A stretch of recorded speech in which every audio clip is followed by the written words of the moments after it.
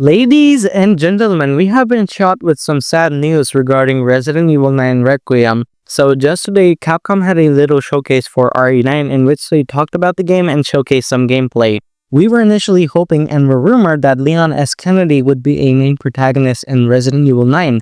We didn't get to see him in the first trailer, but we did hear someone with a similar voice like him. So we clinged on that and hoped we would get to see Leon in a new trailer or showcase, which happened today, and we did get to hear about Leon, but not in the way we hoped for. See, the devs said that they were initially considering Leon to be the main protagonist of Resident Evil 9, but he didn't align with the direction they were trying to take. Resident Evil 9's direction is closer to the direction of Resident Evil 7, which is more focused on horror, where Leon as a character is more of an action character.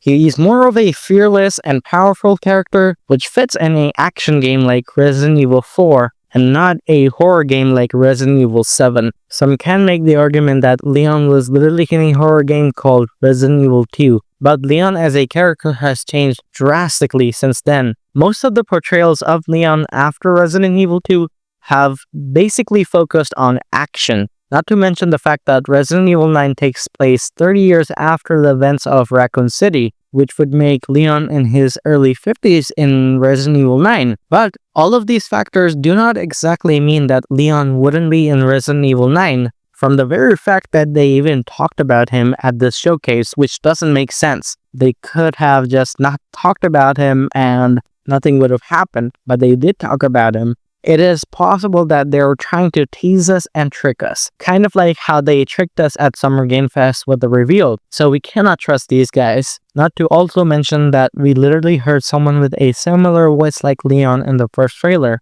Maybe they're reusing voice actors, but I don't know, man. There's also the fact that they talked about Leon being a protagonist, so it opens a window for Leon to be a side character in Resident Evil 9. So here's my thoughts.